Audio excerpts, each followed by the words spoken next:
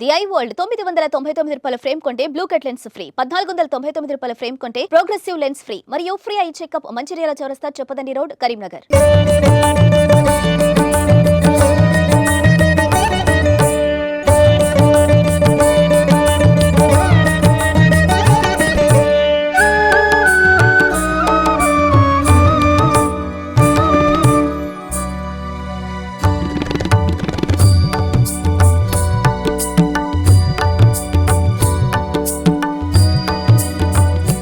Welcome to Suman TV Karimnagar talks. నేను మీ సదాచారి. ప్రస్తుతం మనం ఉమ్మడి కరీంనగర్ జిల్లాలోని గంగాధర మండల కేంద్రానికి 3 కిలోమీటర్ల దూరంలో ఉన్న వెంకంపల్లి అనే విలేజ్ లో ఉన్నాము. మనం ఇక్కడికి రావడానికి గల కారణం ఏంటంటే, నా వెనుకాల కనిపిస్తున్న గుడి.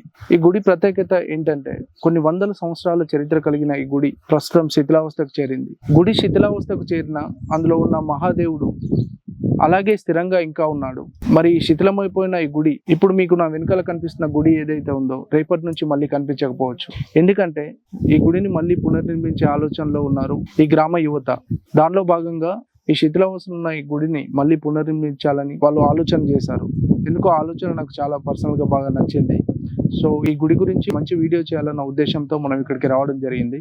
మన దేశం కొన్ని దశాబ్దాలుగా పోరాడి అయోధ్య రామ మందిరాన్ని నిర్మించుకున్నాం. మరి అదే స్ఫూర్తితో గ్రామాల్లో ఎన్నో పురాతన ఆలయాలు ఉంటాయి. దానిలో కనీసం ధూపదీప నైవేద్యాలకు కూడా నోచుకునే పరిస్థితుల్లో ఇలాంటి శిథిలావస్థలో ఉన్న గుళ్ళు ఎన్నో కూడా ఉన్నాయి. అంటే ఒక గ్రామంలో ఉన్న ఒక గుడిని పునరుద్ధరించడం అంటే ఆ గ్రామాన్ని చైతన్యపరచడమే. సో దానిలో భాగంగా మన సుమన్ టీవీ కవరేజ్ లో భాగంగా వాళ్ళకు కూడా కొంచెం ప్రోత్సాహాన్ని ఇద్దామని ఈ వీడియో చేయడం జరుగుతుంది. ఒకసారి ఈ గుడి గురించి ఒకసారి మీకు చూపించే ప్రయత్నం చేస్తాను. ఒకసారి నాతో రండి.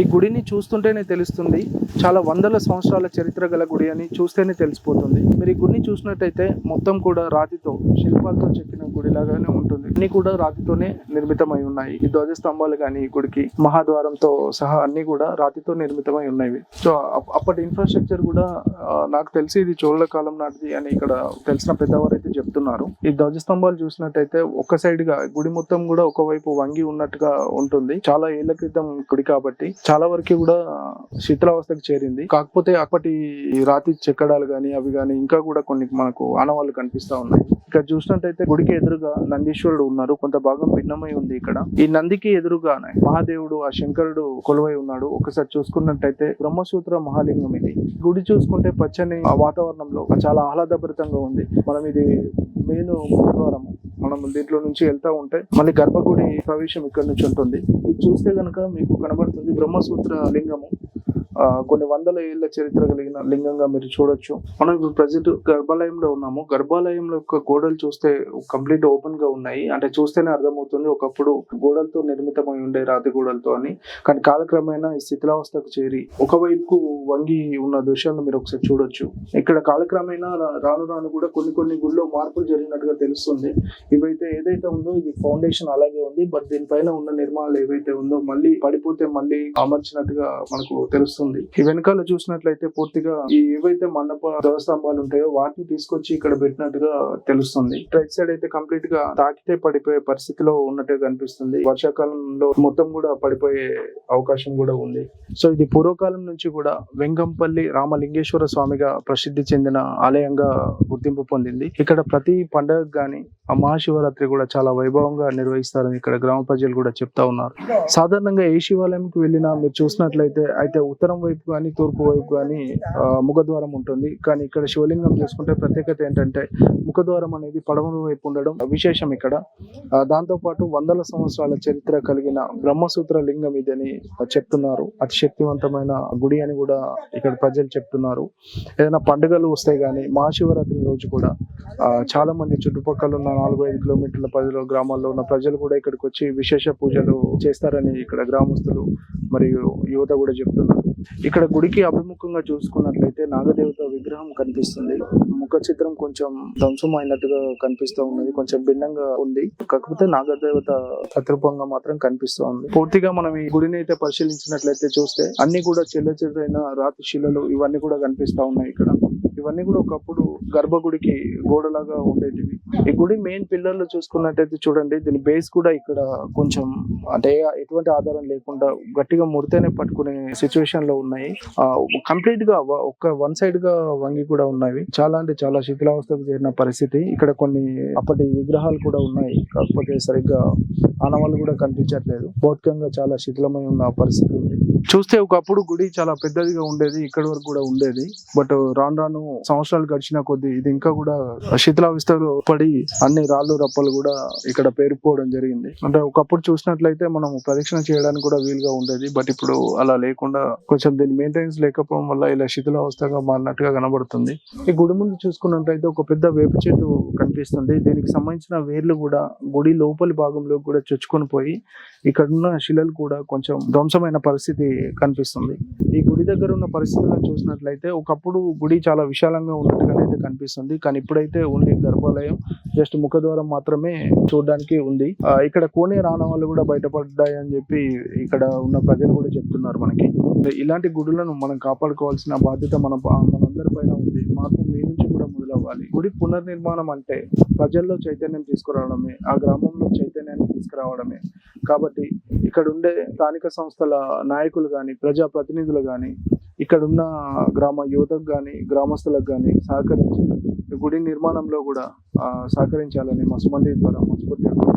ప్రస్తుతం మనతో పాటు వెంకపల్లి గ్రామస్తుడైన రాచూరు గట్టయ్య గారు మనతో ఉన్నారు. ఆయన మాటల్లో ఒకసారి ఈ గుడి గురించి తెలుసుకుందాం. గట్టయ్య, చెప్పండి, మీ ఏజ్ ఎంత ఉంటుంది? నాకు 80 సంవత్సరాలు. ఈ గుడి ఎప్పటి నుంచి తెలుసు మీకు? మా తాతలు పురాతనమైనది. మేము చిన్నగా ఉన్నప్పుడు కూడా అంతకు ముందే ఉంది, అంటే 1000 సంవత్సరాల తర్వాత అది. మీ తాతలు అప్పుడు కూడా ఈ గుడి ఉన్నదట. మీరు చిన్న ఉన్నప్పటి నుంచి పూజలు నడుస్తున్నాయి ఇక్కడ? పూజలు నడుస్తున్నాయి అంటే మాకు పల్లెటూరు కాబట్టి ఇక్కడ 2 ఎకరాలు ఉన్నాయి. గొల్ల యాదవులు, గుండూరు కాపు.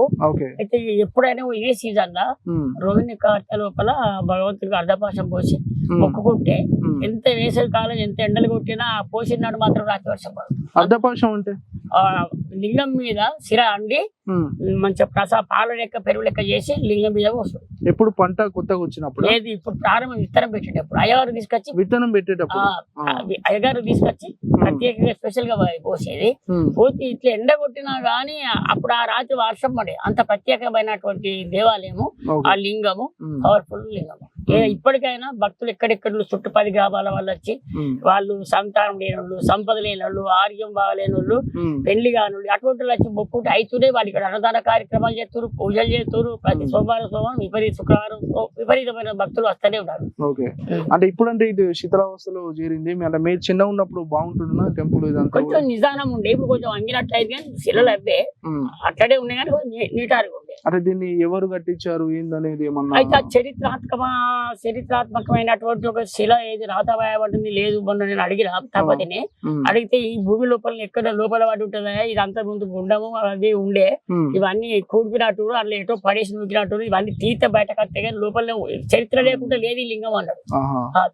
చరిత్రలో ఉన్నది, చరిత్రలో ఉన్నది, మామూలు లింగం కాదు. ఇక్కడ ఒక పెద్ద మర్రి ఉండేనట, ఇప్పుడు ఆ పెద్దవాళ్ళు కూడా చెప్తాడు. అయితే ఆ మర్రి కింద ఋషులు తపస్సు చేసుకొని ఈ లింగాన్ని నిర్మించుకొని ఇది పూజ చేసుకొని తపస్సు చేసుకోవాలి. అప్పుడు ఆ చరిత్ర అట్లుంది. కానీ వాస్తవంగా నిజరూపంగా మనకి రాతపూర్వకంగానే శిల లేదు, రాసి ఉంటది కానీ ఎక్కడ ఉన్నది. గట్టయ్య గారు, ఇప్పుడు సాధారణంగా శివాలయాలు చూసుకుంటే అయితే ఉత్తరం వైపు కానీ తూర్పు వైపు కానీ ప్రధాన ద్వారం ఉంటది.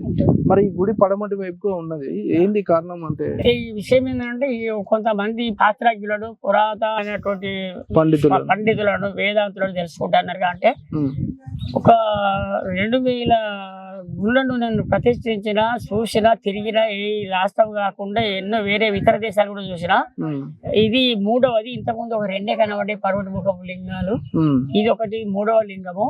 కానీ ఈ లింగాలలో ఒక 5 లింగాలు ఉంటాయి.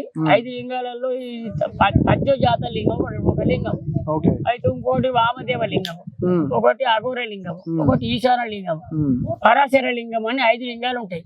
ఈ 5 లింగాలలో శ్రేష్టమైంది, అతి శ్రేష్టమైంది పడిముఖ లింగము. ఈ లింగానికి ఫుల్ పవర్ ఉంటదని, పవర్ఫుల్ ఉంటదని చెప్పారు.